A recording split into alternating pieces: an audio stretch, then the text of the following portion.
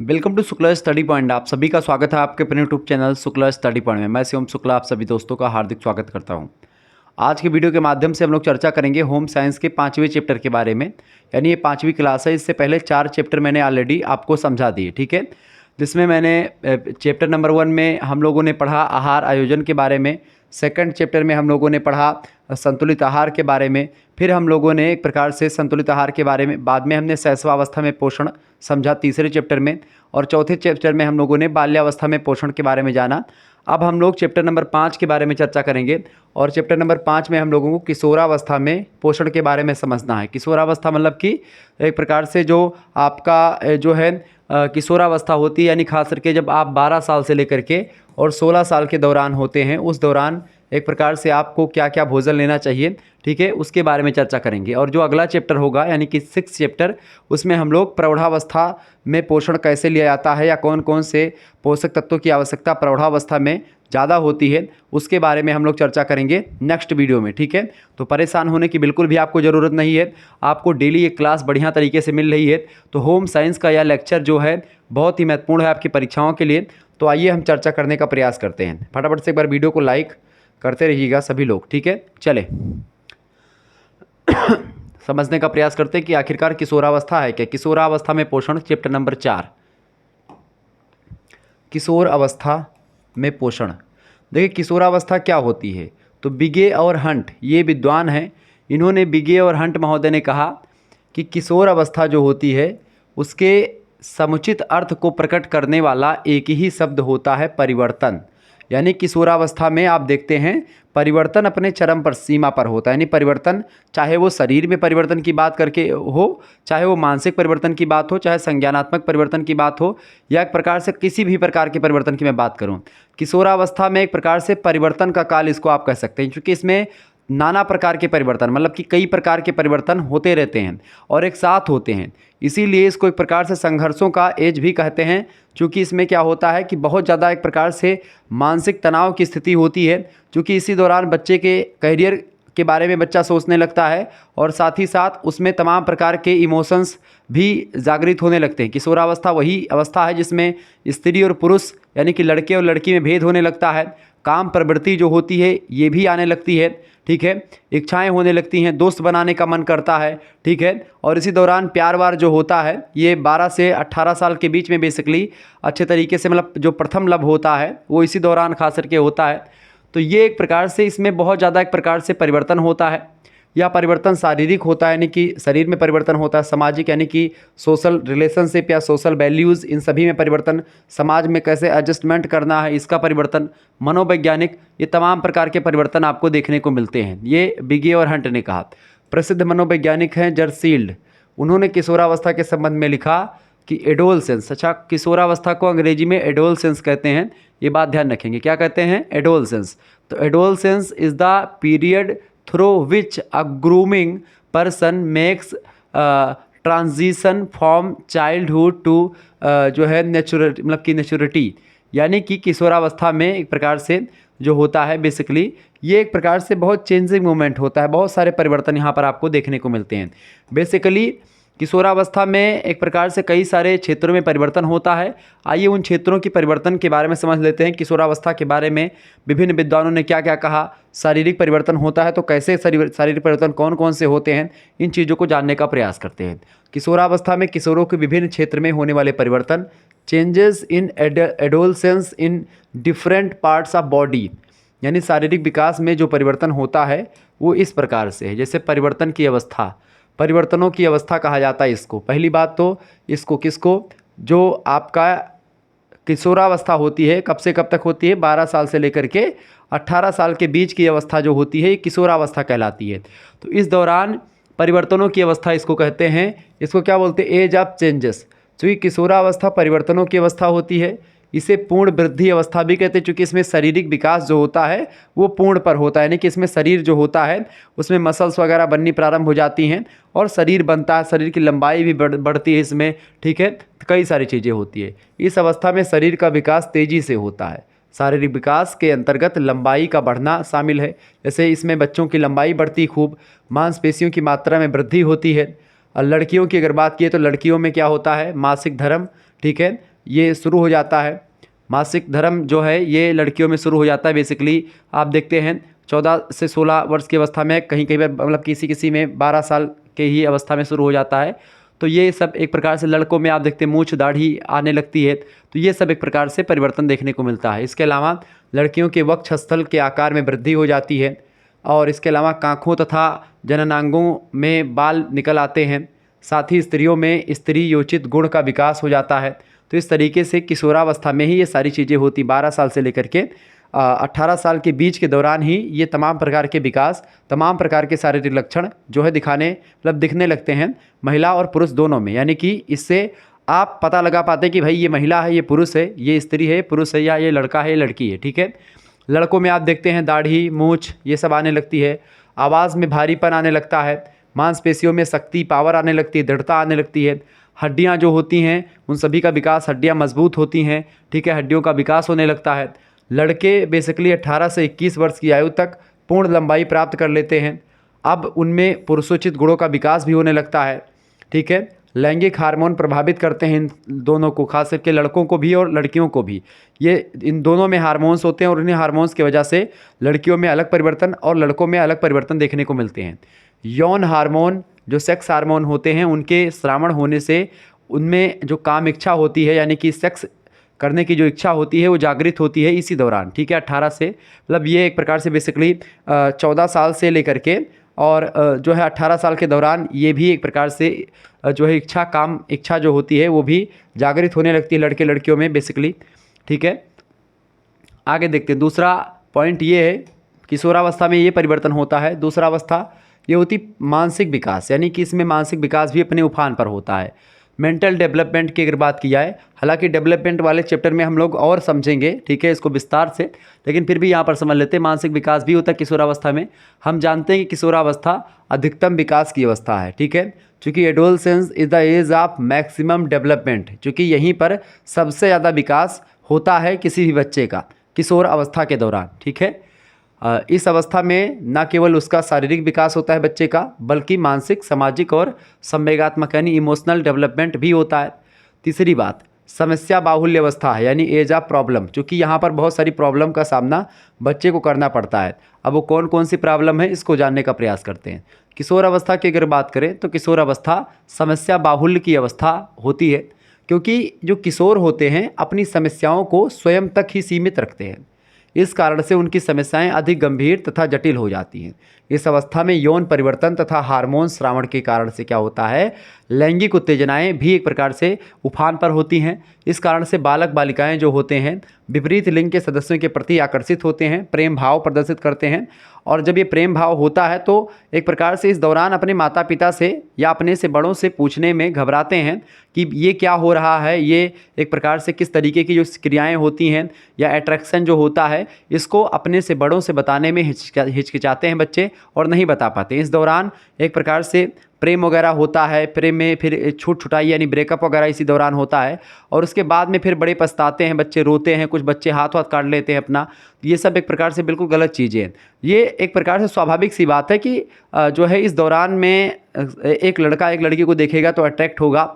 ठीक है, ये स्वाभाविक सी बात है, चूँकि ये नेचुरल है, ये होना है। लेकिन एक प्रकार से इसमें गलत कदम उठाना ये गलत बात है। आप अपने बड़ों से पूछ लें कि क्या चीज़ें इसमें होती हैं, कैसे कैसे चीज़ें, तो आप एक प्रकार से इसके बारे में अवेयरनेस होगा, जागरूकता होगी, तभी आप जानेंगे। और जानकारी बहुत ज़रूरी होती है। ठीक है, क्या काम करना चाहिए, क्या नहीं करना चाहिए, चूँकि क्या आपके लिए उस समय उचित होता है पर्टिकुलर टाइम में। चूँकि आपसे बड़े आपसे यही बताएंगे कि भाई इस टाइम आपको ये नहीं करना है, आपको अपना कैरियर पर फोकस करना है। और कैरियर जो है एक प्रकार से फोकस करते करते बच्चे एक आध ना बार तो प्यार के लफड़े में पड़ ही जाते हैं कोई ना कोई। ठीक है। चौथी बात कामुकता के जागृत और जागरण की अवस्था है ये, यानी कि इसमें एक प्रकार से कामेच्छा भी होती है।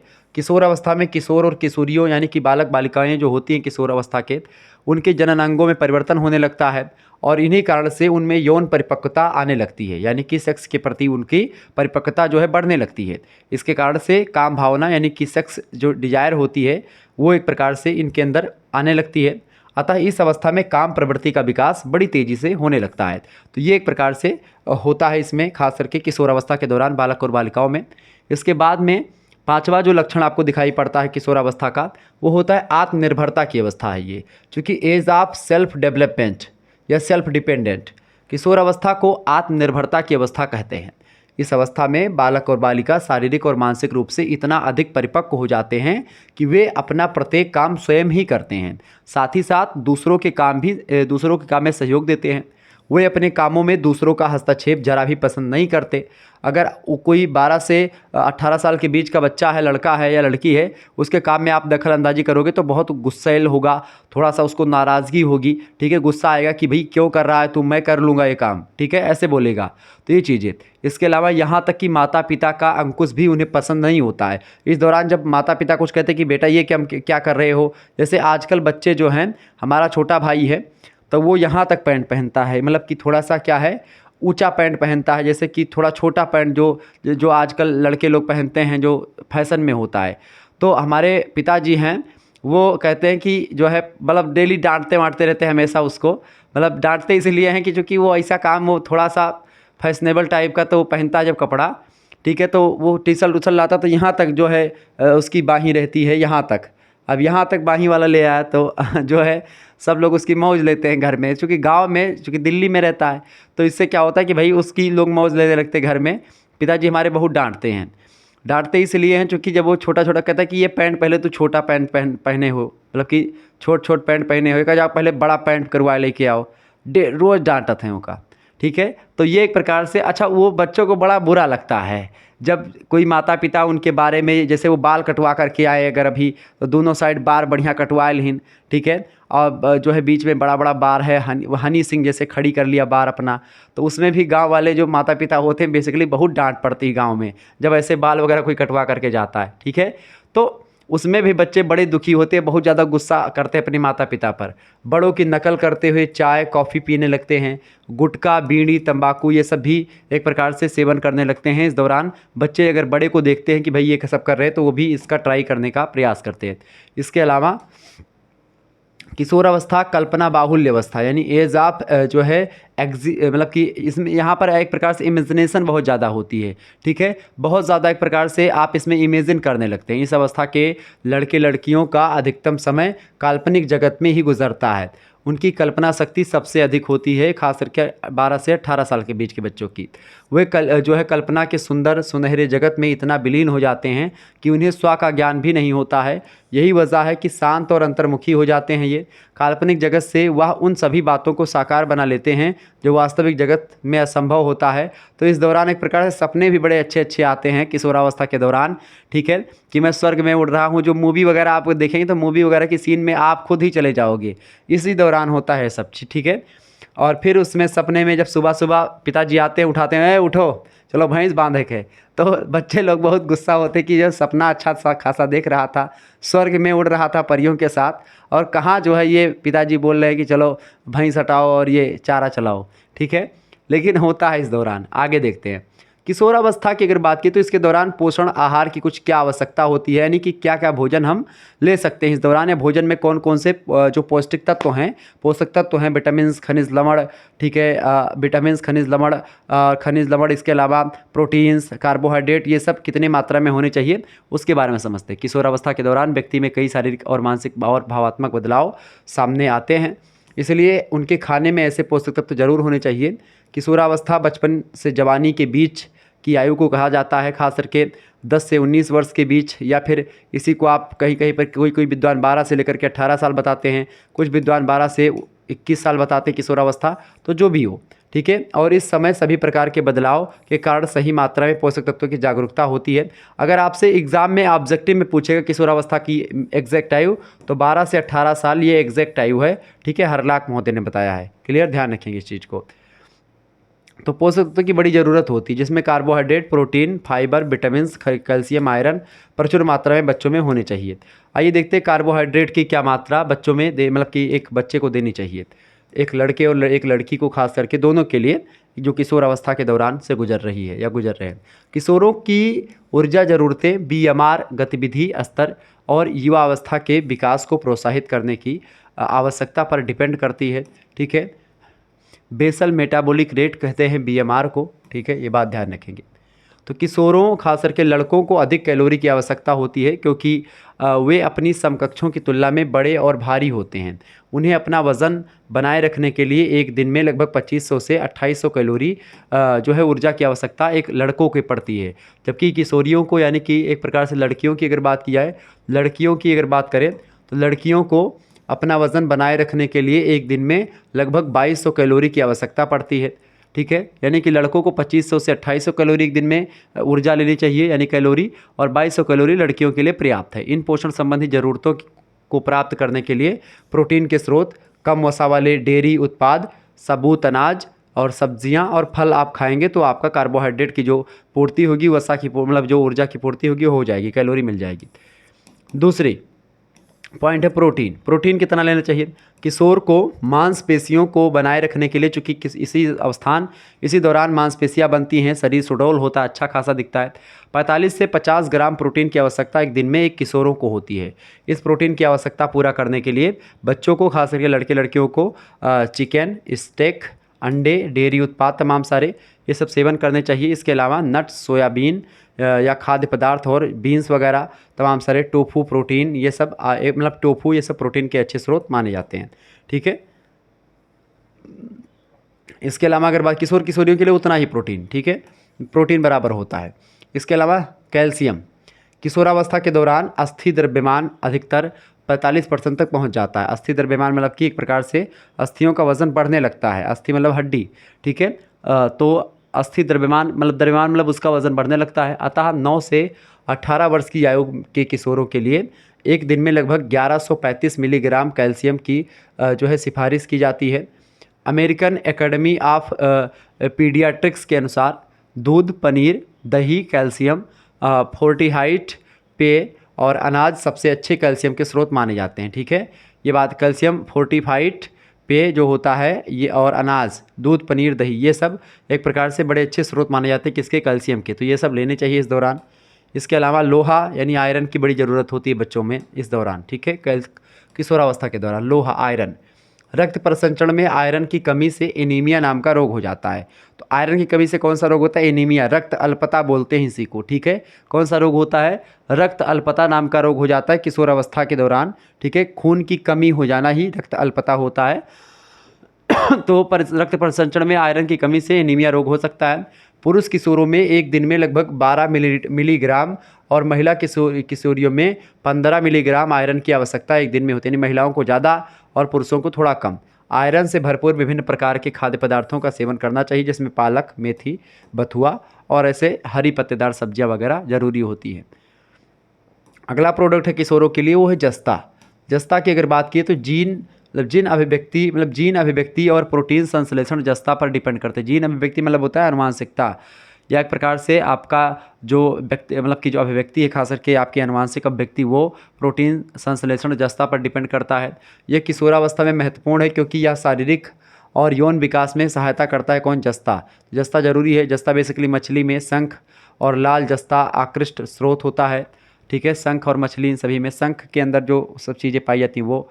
इसके अलावा साथ ही अनाज और फलियां भी फायदेमंद होती हैं इसके लिए, जस्ता के लिए। विटामिन की अगर बात की तो विटामिन भी बहुत ज़रूरी होता है किशोर और किशोरियों के लिए।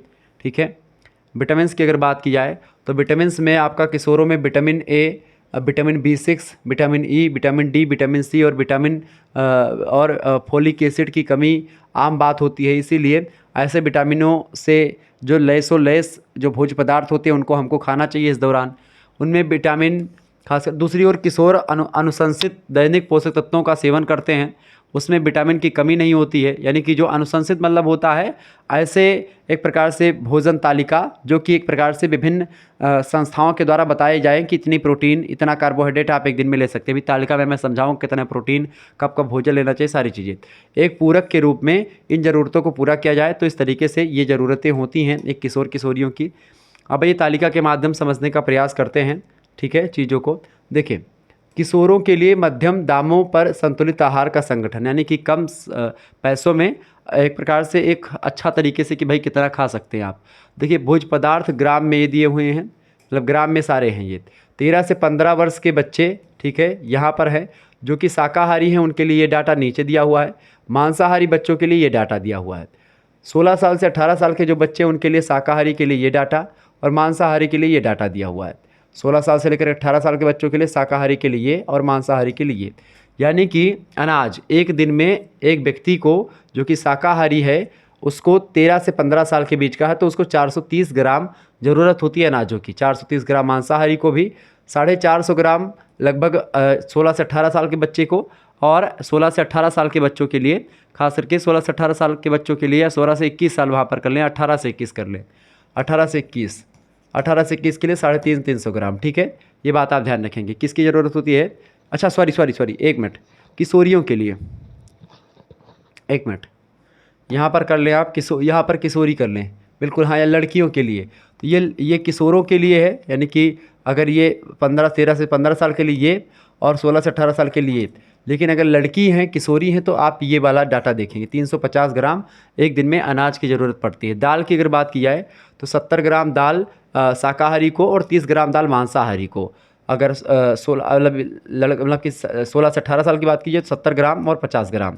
ठीक है, और वहीं अगर लड़कियों की बात की तो 70 ग्राम दाल ज़रूरी होती है एक दिन में लड़कियां खाएं जो शाकाहारी हैं, और जो मांसाहारी लड़कियां हैं 50 ग्राम ही दाल का सेवन करें। चूँकि मांसाहार का जो प्रोडक्ट होगा वो भी एक प्रकार से आप जो है दाल सब्जी के ही रूप में प्रोडक्ट का यूज़ करते हैं। क्लियर, ये बात ध्यान रखेंगे। हरी पत्तेदार सब्जियों की अगर बात की जाए तो हरी पत्तेदार सब्जी आप ऊपर देखते रहिएगा। 100 ग्राम शाकाहारी के लिए, 100 ग्राम मांसाहारी के लिए, 100 ग्राम सभी में, यानी कि लड़कों को 100 ग्राम चाहिए, 150 ग्राम चाहिए किसको? किशोरियों को। चूँकि किशोरियों में एक प्रकार से हरी पत्तेदार सब्जियां उनको ज़्यादा लेनी चाहिए। जो लड़कियां होती हैं उनको सब्जी खास करके हरी पत्तेदार सब्जियां ज़्यादा खानी चाहिए, चूँकि उनके अंदर तमाम प्रकार के संक्रामक बीमारियां होने का खतरा रहता है इस दौरान, या फिर एक प्रकार से उनको आयरन की पूर्ति ज़्यादा होनी चाहिए। इसके अलावा आयरन के साथ ही साथ किशोरियों के लिए प्रोटीन की मात्रा भी उपयोगी होती है। तो ये सब कुछ आप इसमें मिलेगा, इसलिए ज़रूरी होता है उनको थोड़ा सा ज़्यादा। इसके अलावा जड़कंद और अन्य, इसमें 75-75, 100-100 और 75-75। ठीक है, लड़कियों के लिए 75, लड़कों में 100। ठीक है, सब्जियों की अगर बात की जाए, सब्जियां जो होती हैं वो एक प्रकार सब्जी फल जो होते हैं वो 30-30 लगभग सब में होना चाहिए। इसके अलावा दूध की अगर बात की है तो 250 ग्राम शाकाहारी व्यक्ति पिए, 150 ग्राम मांसाहारी। ठीक है, 250 ग्राम अगर पिए शाकाहारी तो 150 ग्राम मांसाहारी, वही फंडा हुआ इसमें भी 250 और 150 का वही फंडा पूरा। ठीक है, सभी में। ऐसे ही आप यहाँ पर मांस मछली अंडा का देखेंगे तो शाकाहारी व्यक्ति तो खाएगा नहीं, शाकाहारी खाएगा नहीं। ठीक है, बाकी 30-30 ग्राम सबको मिलना चाहिए, लड़का लड़की सभी के लिए। गुड़ और शक्कर 30-30 ग्राम सभी के लिए, खास करके अगर थोड़े से बड़े हैं तो उनके लिए 40-40 ग्राम मांसाहारी चाहे शाकाहारी, 16 से 18 साल के लिए। बाकी सभी के लिए, बच्चियों मतलब लड़कियों के लिए भी 30-30 ग्राम एक दिन में गुड़ शक्कर लेना चाहिए, और वो भी। ठीक है, तेल या घी की अगर बात की तो एक दिन में घी आपको कितना लेना चाहिए? एक दिन में अगर आप शाकाहारी तो 30 ग्राम, मांसाहारी तो भी 30 ग्राम। अगर 16 से 18 साल के बीच के हैं तो 40-40 ग्राम आप ले सकते हैं, और लड़कियों के लिए 30-30 ग्राम। ठीक है, घी और तेल की ज़रूरत है, क्योंकि घी तेल ज़्यादा खाएंगी लड़कियां तो ज़्यादा एक प्रकार से फैटी हो जाएंगी, मोटी हो जाएंगी, और चूँकि लड़कियों में मोटापा विशेष करके बहुत ज़्यादा हो जाता है, तो इस दौरान उनके लिए मोटापा अच्छा भी नहीं माना जाता है। ठीक है, लेकिन तो यहाँ पर घी तेल थोड़ा सा वर्जित ज़्यादा ना खाएं। इसके अलावा भुनी मूंगफली 30 ग्राम, 50-50 ग्राम, 2 साल अगर बड़े हैं तो स्त्रियों के लिए भी 50-50 ग्राम, बच्चियों के लिए। ठीक है, तो इस तरीके से ये तालिका आपके लिए है। दूसरी तालिका है एक किशोर का एक दिन का आहार कैसा होना चाहिए। मतलब एक दिन में एक लड़के के लिए भोजन का क्या व्यवस्था होनी चाहिए, यानी कि ऐसा भोजन जो कि एक प्रकार से उसको लेना चाहिए। सुबह 7 बजे एक बच्चे को जो कि किशोरावस्था के दौरान है, 12 से लेकर के 18 साल का है, ब्रेड अंडा मांसाहारी हो तो मतलब कि ब्रेड अंडा ले अगर मांसाहारी है तो, और अगर शाकाहारी है तो आलू गोभी का पराठा ले सकता है। ठीक है, भरवा पराठा, और इसके अलावा दही ले सकता है, शक्कर ले सकता है, फलों का रस ले सकता है सुबह के नाश्ते में। ठीक है, इस तरीके से मतलब ये एक प्रकार शक्कर ले सकता है यहाँ तक। ठीक है, और शक्कर कितना? 2 चम्मच आपको लेना है, दही 1 कटोरी। ठीक है, आलू गोभी का पराठा आपको लेना है 2 ठू, और मांसाहारी अगर है तो ब्रेड अंडा वगैरह, ब्रेड 4 स्लाइड। ठीक है, ब्रेड अंडा ये आपको 4 1 स्लाइड लेना है। ठीक है, ये नाप करके आपको सारी चीज़ें खानी हैं।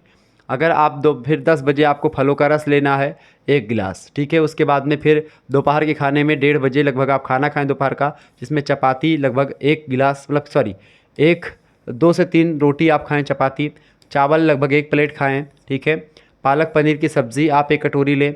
ठीक है। मटन करी अगर बना हुआ है मांसाहारी के लिए तो 1 कटोरी मांसाहार व्यक्ति के लिए खाएं। मिश्रित दाल जिसमें मूंग, चना, उड़द, मसूर किसी भी की हो सकती है, 1 कटोरी उसको लें। ठीक है, तो इस तरीके से इसको आप ले सकते हैं। ठीक है, इसके अलावा अगर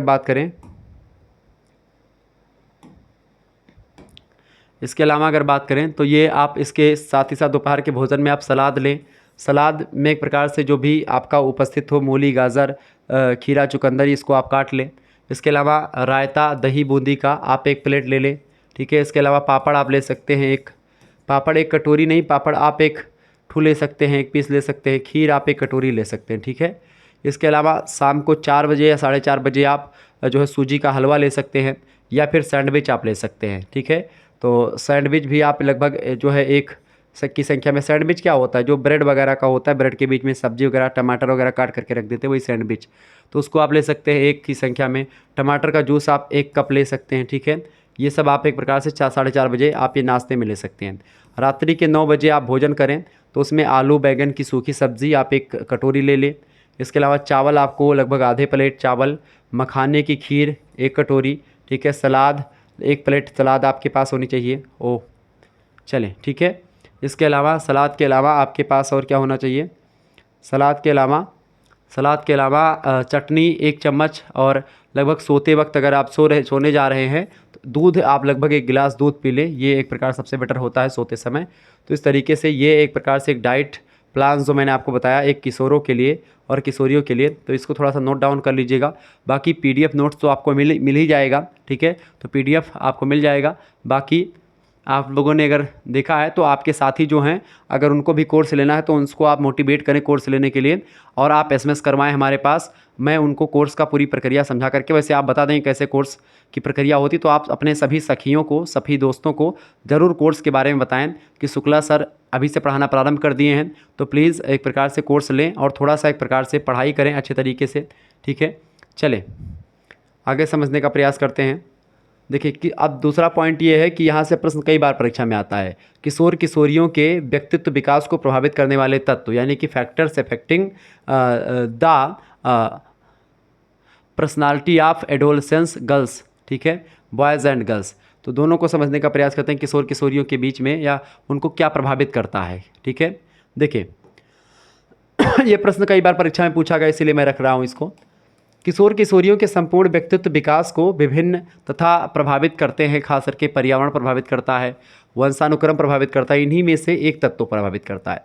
इन आयु में पौष्टिक तत्वों की मांग में पहले से वृद्धि हो जाती है।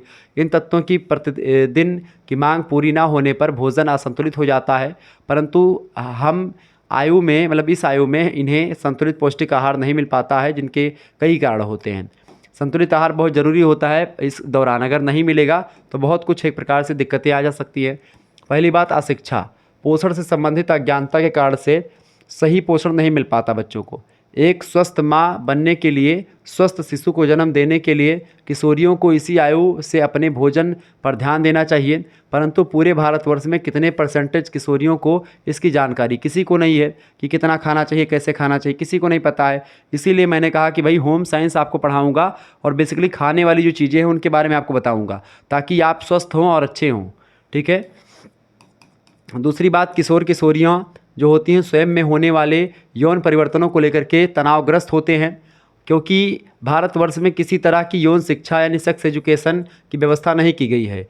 स्कूल वगैरह में भी जो मास्टर आते हैं तो उनके जब सेक्स एजुकेशन के बारे में बात करने को बोलो तो वो भी नहीं बताते हैं कि भाई ये वास्तव में होता क्या है। ठीक है, बच्चों को आधा अधूरा ज्ञान मिलता है। ठीक है, आजकल तो इंटरनेट वगैरह के माध्यम से लोग जानकारी ग्रहण कर लेते हैं, लेकिन पहले ऐसा नहीं होता था। ठीक है, इस स्वाभाविक परिवर्तनों के संदर्भ में उनको मानसिक रूप से तैयार करना चाहिए, जिससे कि उन्हें कोई तनाव ना हो। जैसे उनके शरीर में कोई परिवर्तन हो रहा है तो बच्चों सोचते हैं कि ये क्या हो रहा है, क्या गड़बड़ी हो गई, कुछ गलती तो नहीं, कुछ गलत तो नहीं हो रहा है, ऐसे तमाम प्रकार के डाउट्स उनके दिमाग में होते। तो वो डाउट्स नहीं होंगे जब उनको यौन शिक्षा के बारे में पता होगा। तनाव ना हो, क्योंकि मानसिक तनाव का भूख पर असर पड़ता है। कुछ लोग ज़रूरत से ज़्यादा खा लेते हैं, कुछ लोग ज़रूरत से कम खाते हैं। ज़रूरी क्या है, ज़रूरत की इतना खाया जाए, यानी कितना हमारे शरीर को ज़रूरत है उसी के अकॉर्डिंग भोजन किया जाए, ये बहुत ज़रूरी होता है, और संतुलित आहार हो। ठीक है, तीसरी बात, भोजन से संबंधित भ्रांतियाँ बहुत सारी हैं। बहुत अधिक खाने से मोटे हो जाएंगे, ऐसी भ्रांतियाँ गांव वगैरह में फैली है कि जितना दबाए खाए लियो उतने मोटाई जाबो। लेकिन दबाए खाए से, अधिक खाए से क्यों व्यक्ति मोटा ना ही होता है, ठीक है। कम खाने से कमज़ोर आप हो जाएंगे, ऐसा लोग मानते हैं। इस धारणा के चलते एक समय खाना, भूख से कम खाना, डाइटिंग करना स्वास्थ्य को प्रभावित करता है। यह सब पोषण ज्ञान के अभाव के कारण से होता है, क्योंकि लोग पोषण तत्वों के बारे में नहीं जानते हैं। बच्चों को स्पष्ट हो जाना चाहिए कि स्वस्थ शरीर पर भोजन की मात्रा का नहीं, पौष्टिक तत्वों की मात्रा का असर पड़ता है। अगर आपको स्वस्थ बनाना तो इसे भाई आप प्रोटीन ज़्यादा लेंगे तो आप मोटे हो जाएंगे, आप वसा तैलीय पदार्थ खाएंगे तो आपका फैट बढ़ेगा, ठीक है। आप ऊर्जा वाला पदार्थ ज़्यादा खाएंगे तो आप स्वस्थ रहेंगे, आपको थकावट नहीं महसूस होगी। तो ये जब आप जानेंगे विटामिन और खनिज लवण खाएंगे तो आपको रोग नहीं होगा, तो ये सब आप जानेंगे तभी एक प्रकार से चीज़ें हो पाएंगी। भोजन संतुलित होना चाहिए जिससे मोटापे में वृद्धि नहीं होती है, ठीक है। ये बात आप ध्यान रखेंगे। चौथा पॉइंट ये कि बच्चों और किशोरों के कार्यक्षेत्र में परिवर्तन, जैसे कि अब उन्हें घर की छोटी छोटी जिम्मेदारियां भी प्रदान करनी, मतलब कि करनी शुरू कर देते हैं लोग। जब बच्चे बड़े होते हैं 12-13 साल के या 15 साल के, तो उनको जिम्मेदारी मिल जाती है। बड़ी कक्षा में पढ़ाई का बल भी ज़्यादा हो जाता है। पढ़ते समय इस समय ज़्यादा नींद आती है, इसलिए आवश्यकता से कम खाना खाते हैं बच्चे। कभी कभी क्या होता है, पढ़ते वक्त अगर ज़्यादा खाना खा लो नींद आती है, क्योंकि भोजन में बड़ा नशा होता है। आप खाना खा के आएँ, तुरंत लेट जाएँ तो आपको नींद लग जाएगी, लेकिन खाना खाने के आधे घंटे तक आप फ़ोन चलाते रहेंगे, उसके बाद में फिर जो है लेटेंगे नहीं तो आपको नींद बहुत कम आएगी, ठीक है। तो ये चीज़ें होती हैं। तो इस दौरान बहुत सारे बच्चे कम खाते हैं। कुछ लड़कियां इसलिए कम खाती हैं क्योंकि वो सोचती हैं कि हम दुबले पतले रहें, इस दौरान एक ही टाइम खाने लगती हैं, ठीक है। तो ये चीज़ें होती हैं कभी कभी। किशोरावस्था में आहार को प्रभावित करने वाले तत्व कौन कौन से ऐसे फैक्टर्स हैं जो कि इफ़ेक्ट करते हैं डाइट को एडोलसेंस में, यानी कि फैक्टर्स अफेक्टिंग डाइट इन एडोलसेंस। छोटे बच्चों की अपेक्षा किशोरों का खान पान ज़्यादा विभिन्नता यानी बदलावपूर्ण होता है। इस समय किशोर चाहे वे इस विद्यालय में हों अथवा गतिविधियों में हों, कोई काम कर रहे हों, अधिकतर वे घर से दूर ही साथियों के साथ समय गुजारते हैं बच्चे इस दौरान के। इस समय खान पान संबंधित आदतों में परिवर्तन आ जाता है, चाहे वह बदलाव कुछ समय के लिए ही क्यों ना हो। वैसे परिवार ही किशोर अवस्था की खान पान संबंधित आदतों को सर्वाधिक प्रभावित करता है। किशोर अक्सर नाश्ता या दोपहर का भोजन नहीं करते। इसकी वजह से ऐसे खाद्य पदार्थों का चुनाव करते हैं जिसमें अधिक कैलोरी होती है तथा अन्य पोषक तत्व निम्न मात्रा में होते हैं, जैसे कि चॉकलेट वगैरह खा लेते हैं, कोल्ड ड्रिंक पी लेते हैं, मैगी खा लेते हैं, चाउमीन खा लेते हैं। ये सब इससे हमें कार्बोहाइड्रेट मिलता है, फैटी चीज़ें मिलती हैं। किशोर की खान पान संबंधित आदतें जो होती हैं वो टीवी, समाचार पत्र, पत्रिकाएं इत्यादि प्रचार माध्यमों से और मित्रों से प्रभावित होती है। क्योंकि जब टीवी वगैरह में आप देखते हैं हीरो हीरोइन घूमने जाते हैं तो क्या क्या खाते हैं, वही आप लोग भी खाते हैं। तो इससे क्या होता है, ये सब प्रभावित करते हैं कहीं ना कहीं पे बच्चों को कि क्या खाएं क्या ना खाएं। अब किशोरों की अगर बात की तो कुछ चीज़ें और इसमें आपको जाननी चाहिए। किशोरों के आहार नियोजन में ध्यान देने योग्य बातें, यानी किशोर अवस्था में जब एक प्रकार से आहार नियोजन करें आप तो किन किन बातों का आपको ध्यान रखना चाहिए। एक, किशोर अवस्था के दौरान के बच्चे या बच्चियों के लिए जब आप भोजन की व्यवस्था करें तो उस दौरान आपको क्या किन किन बातों का ध्यान रखना चाहिए। खास करके पहली बात, किशोरों को स्वास्थ्यप्रद भोजन से संबंधित आदतें अपनानी चाहिए, क्योंकि गलत आदत मोटापा और हृदय रोग का कारण बन जाती है। दूसरी बात, भोजन में ज़्यादा वसा यानी कि फैट अगर ज़्यादा होगा, शर्करा ज़्यादा होगी तो एक प्रकार से दिक्कत आ जाएगी, इसलिए इसके सेवन से, वसा और शर्करा के सेवन से बचना चाहिए। तीसरी बात, यानी शर्करा ज़्यादा लेंगे तो मधुमेह हो जाएगा, शुगर हो जाएगा, वसा ज़्यादा लेंगे तो मोटापा हो जाएगा। तीसरी बात, किशोरों के आहार नियोजन करते समय सुबह के नाश्ते और दोपहर के भोजन के मध्य में व चाय के समय पौष्टिक आहार, मतलब पौष्टिक अल्पाहार देना चाहिए। अल्प माने थोड़ा आहार, ज़्यादा नहीं, ठीक है। जब इस दौरान नाश्ता हो तो कम दें और भोजन के समय वो थोड़ा सा बढ़ा दें, ठीक है। आगे देखें, चौथा पॉइंट ये है कि दूध, हरी पत्तेदार सब्जियां, पीली सब्जियां, फल, सबूत अनाज को ज़्यादा महत्व प्रदान करना चाहिए इस दौरान, चूँकि इस दौरान जो कदकाठी होती है वो भी बढ़ती है और शारीरिक हष्ट पुष्टता जो होती है इसी दौरान होती है। इसके अलावा पांचवी बात, लोकप्रिय तथा स्वीकार्य व्यंजनों में परिवर्तन ला करके उन्हें ज़्यादा पौष्टिक बना सकते हैं। इसके अलावा छठी बात, वज़न कम करने वाले या मांसपेशियों को विकसित करने वाली भोजन पद्धति नहीं अपनानी चाहिए यहाँ पर। इसके अलावा जंक फूड और जल्दी बनने वाले खाद्य पदार्थ, यानी जंक फूड मतलब होता है ऐसे फूड जो कि एक प्रकार से जैसे कि आपके चॉकलेट हो गए, ठीक है, जो है मैगी वगैरह हो गई, ये सब आपके हो गए जंक फूड और ये जल्दी बनने वाले पदार्थ जिसको आप फास्ट फास्ट फूड और जंक फूड बेसिकली बहुत ज़्यादा नुकसान करते शरीर को, इसलिए किशोरावस्था के दौरान इसको बहुत कम मात्रा में लें या ना लें, ज़्यादा बेटर होगा।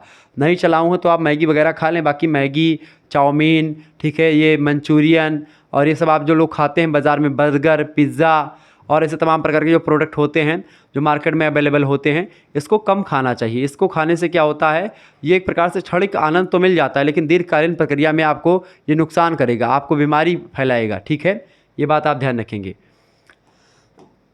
आगे देखते हैं, अगला क्वेश्चन आपकी स्क्रीन पर आ चुका है। किशोरों में होने वाली पोषक संबंधी समस्या, न्यूट्रिएंट्स प्रॉब्लम्स इन एडोलसेंस, ये कई समस्याएं होती हैं। पहली समस्या है मोटापा होने से चयापचयी प्रक्रिया परिवर्तित हो जाती है, ठीक है, मोटापा होने से चयापचयी प्रक्रिया परिवर्तित हो जाती है तथा रक्तचाप हुआ, यानी कि जो ब्लड प्रेशर होता है और रक्त में जो ट्राइग्लिसराइड होती है उसके स्तर में वृद्धि हो जाती है। इस प्रकार के व्यक्तियों को हृदय से संबंधित रोग ज़्यादा होने का खतरा बना रहता है। तो इसलिए मोटापा जो है एक प्रकार से ज़्यादा अगर हो जाता तो इससे कई प्रकार के खतरे उत्पन्न हो जाते हैं और दिक्कत का सामना हमको करना पड़ता है। दूसरी बात किशोरावस्था की अगर बताएं, दूसरी बात किशोरों को पानी भी अत्यधिक मात्रा में पीना चाहिए, नहीं तो हृदय वाहिका तंत्र पर ज़्यादा बल पड़ता है और गुर्दे से संबंधित समस्या हो सकती है, ठीक है। अगर पानी नहीं पिएंगे तो पानी बहुत ज़रूरी है पीना। कुछ लड़के लड़कियां पानी नहीं पीते हैं कि भाई हमको जो है टॉयलेट जाना पड़ेगा, इसलिए पानी ही नहीं पीते हैं, लेकिन ये बिल्कुल भी नहीं सोचना चाहिए। आप ये प्राकृतिक क्रियाएं तो इसको आप जैसे पानी पिएं, दबा के पानी पिएं, ठीक है, और पानी पीने के बाद में आपको भाई टॉयलेट वगैरह तो भाई मल मूत्र विसर्जन के लिए आपको अलग जाना ही पड़ेगा। इसके लिए अगर आप सोचें कि भाई ठंडियों में पानी नहीं पिएंगे, ठीक है, गर्मियों में ये होगा, तो ऐसा बिल्कुल भी नहीं सोचना चाहिए। इससे क्या होता है, आपके स्वास्थ्य पर नकारात्मक प्रभाव पड़ेगा, जो कि बिल्कुल भी वाजिब नहीं है, ठीक है। तीसरी बात, इस अवस्था में ज़्यादा कैलोरी युक्त भोजन खाने से मोटापा की समस्या अधिक हो जाती है, तो ज़्यादा कैलोरी युक्त भोजन ना करें, उचित मात्रा में ही भोजन कैलोरी युक्त करें। इसके अलावा बात करें, किशोरावस्था में तली भुनी वस्तुओं और मीठे खाद्य पदार्थों का सेवन अधिक नहीं करना चाहिए, संतुलित आहार लेना चाहिए, ठीक है, नहीं तो मुहासे की समस्या दिखाई पड़ती है। अगर ज़्यादा आप खाद्य पदार्थों का सेवन कर देंगे, तली भुनी चीज़ों का, तो आपके जो चेहरे होते हैं उस पर दाने निकलना प्रारंभ हो जाए, मुहासे निकलेंगे, दाने निकलेंगे। वैसे हार्मोन के असंतुलित होने की वजह से यह समस्या अधिक होती है दाना वाली, लेकिन फिर भी अगर आप भोजन भी ऐसा करेंगे तो दाने ज़्यादा निकल आएंगे, मुहासे बहुत ज़्यादा निकलते हैं इस समय। किशोर विशेषता लड़कियां वज़न घटाने के चक्कर में आहार में कमी कर देती कभी कभी, ठीक है, जिसके कारण से आवश्यक पोषक तत्व उन्हें सही मात्रा में प्राप्त नहीं हो पाते और उन्हें खून की कमी हो जाती है। खास करके एक मेरी सिस्टर थी, ठीक है, चाचा की लड़की थी बगल की, तो वो एक प्रकार से जब उसकी शादी तय हुई तो थोड़ी सी मोटी थी। अब उसके बाद में उसने अपना लगभग वज़न बहुत घटा दिया, तो एक टाइम खाना खाने प्रारंभ कर दी। जब एक टाइम खाना खाने लगी तो जो है मम्मी ने डांटा, ठीक है, पिताजी ने भी डांटा, और उसके बाद में फिर हम लोगों ने भी कहा कि अरे ऐसा क्यों कर रही हो, तो फिर वो एक प्रकार से वो शुरू करी फिर दोनों टाइम खाना। लेकिन उसके पहले वो एक प्रकार से एक टाइम भोजन करना प्रारंभ कर दी थी, जो कि एक प्रकार से बिल्कुल गलत बात है, ठीक है। ऐसा नहीं कि भोजन करने से या ना करने से आप पर उस पर मतलब कि शादी पर कोई प्रभाव पड़ने वाला है। तो इसको लेकर के बिल्कुल बहुत ज़्यादा लड़कियां परेशान हो जाती हैं, तो बिल्कुल परेशान ना हो आप इसको लेकर के कि भाई हमारी शादी मतलब मोटे हो जाएंगे, हम ये हो जाएंगे।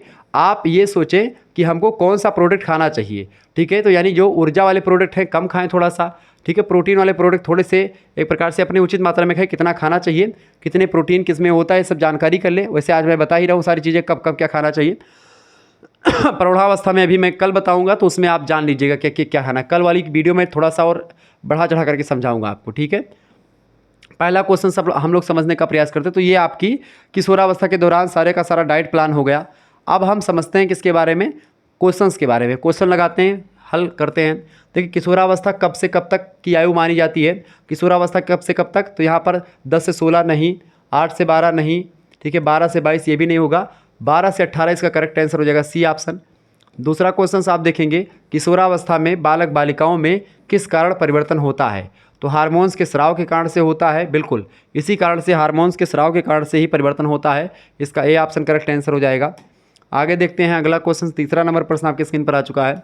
तीसरा क्वेश्चन से, प्रोटीन प्राप्ति का उत्तम साधन कौन सा है? प्रोटीन प्राप्ति का उत्तम साधन कौन सा है भैया? देखिए, वसा जो होता है ये प्रोटीन प्राप्ति का उत्तम साधन नहीं है, अंडा भी नहीं है उतना ज़्यादा, ना सब्जियां हैं। मूंगफली से ज़्यादा मात्रा में प्रोटीन मिलती है, तो इसका करेक्ट आंसर क्या हो जाएगा? मूंगफली, सी ऑप्शन। चौथा क्वेश्चन आप देखेंगे, चौथा क्वेश्चन से किशोरावस्था में किस तत्व की आवश्यकता बढ़ जाती है, बताएं। किशोरावस्था में किस तत्व की आवश्यकता बढ़ जाती है, नियासिन की, कैल्शियम की, लोहा की या आयोडीन की। तो किशोरावस्था के दौरान लोहा यानी आयरन की मात्रा सबसे अधिक बढ़ जाती है, आयरन की मात्रा, ठीक है, बी ऑप्शन। चूंकि इस दौरान रक्त अल्पता नाम का रोग होता है, एनीमिया नाम का रोग हो जाता है, इसी एनीमिया रोग ना हो इसके लिए हमको लोहा ज़्यादा मात्रा में लेना चाहिए। अगला क्वेश्चन आपके स्क्रीन पर आ चुका है, फटाफट से आप देखेंगे। 5वां नंबर प्रश्न, किशोरावस्था में किस प्रकार का आहार देना चाहिए। किशोरावस्था में किस प्रकार का भैया, अल्प आहार नहीं, आयोडीन युक्त भी नहीं, मतलब पौष्टिक भी नहीं, इसमें आपको संतुलित आहार लेने की ज़रूरत होती है। उचित मात्रा में आहार लें, ज़्यादा खाएं न ज़्यादा कम खाएं, ठीक है। आगे देखते हैं, अगला प्रश्न है 6ठा नंबर, किशोरावस्था में लड़कियों को किस तत्व की अधिक ज़रूरत होती है। तो लड़कियों को भी लौह तत्व यानी आयरन की ज़रूरत होती है। इस दौरान हरी पत्तेदार सब्जियां, पालक वगैरह ज़्यादा खाएं, ये किशोरावस्था में एक प्रकार से ज़रूरी होता है इन चीज़ों को खाना, ठीक है। तो इस तरीके से आप लोगों ने क्या पढ़ा भैया, इस तरीके से आप लोगों ने जाना आज के वीडियो के माध्यम से कि आखिरकार किशोरावस्था क्या होती है, किशोरावस्था में किस तरीके के शारीरिक परिवर्तन होते हैं, ठीक है, किशोरावस्था में किस तरीके से मानसिक विकास, शारीरिक विकास ये सब होता है। हालांकि जब ह्यूमन डेवलपमेंट वाला पोर्शन पढ़ेंगे हम लोग तो उसमें चर्चा कर लेंगे, ठीक है। तो चलिए, किशोरावस्था में पोषण की व्यवस्था मैंने आपको बता दी। मिलते हैं फिर नेक्स्ट वीडियो में, तब तक के लिए जय हिंद, जय भारत। आप सभी का बहुत बहुत धन्यवाद हमारे से जुड़ने के लिए। इसी प्रकार से अपना प्यार हमेशा बना रखेंगे। अब कल की जो वीडियो होगी यानी कि 6 चैप्टर की, उसमें आप लोग क्या देखेंगे, उसमें आपको आप प्रौढ़ावस्था में जो भोजन होता है आपका, या पौष्टिक तत्वों का भोजन या पोषण प्रौढ़ावस्था में, उसके बारे में समझेंगे, ठीक है। धन्यवाद। आगे बढ़ते हैं, वीडियो को लाइक कर दीजिएगा, धन्यवाद।